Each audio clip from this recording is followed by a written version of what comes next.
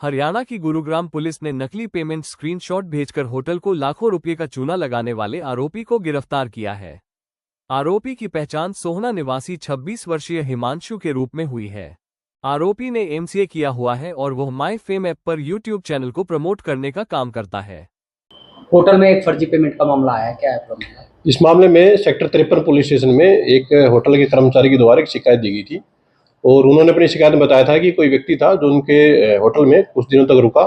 Basically वो अक्टूबर 2025 से लेकर फरवरी 2026 तक बीच में वो अलग अलग टाइम पर रुका था।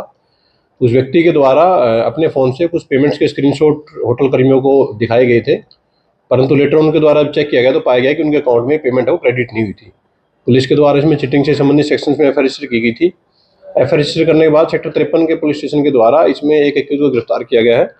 एक्यूज को गिरफ्तार किया गया, इसकी पहचान हिमांशु के रूप में हुई है। 26 वर्षीय व्यक्ति है और गुरुग्राम के सोहना इलाके का ही रहने वाला है।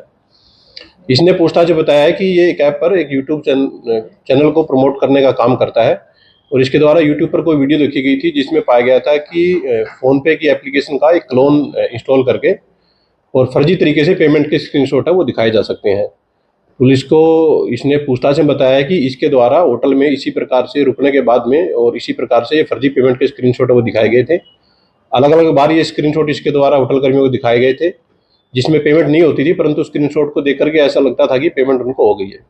कुल मिलाकर के 6 लाख रुपए की धोखाधड़ी इसके द्वारा की गई थी। पुलिस के द्वारा इसको गिरफ्तार कर लिया गया और मामले की फर्दर इन्वेस्टिगेशन वो की जा रही है। आरोपी करता क्या है और कितने दिन होटल में रुका था? एक्यूज जो है, एक्यूज ऑनलाइन प्रमोशन का काम करता है। बेसिकली यूट्यूब चैनल्स को प्रमोट करने का ये काम करता है और कुल मिलाकर से अक्टूबर 2025 से लेकर फरवरी 2026 के बीच में ये अलग अलग टाइम पर रुका था और 9 से 10 ऐसी पेमेंट्स हैं जो इसके द्वारा फर्जी तौर पर वहाँ पर रिसेप्शन पर दिखाई गई थी।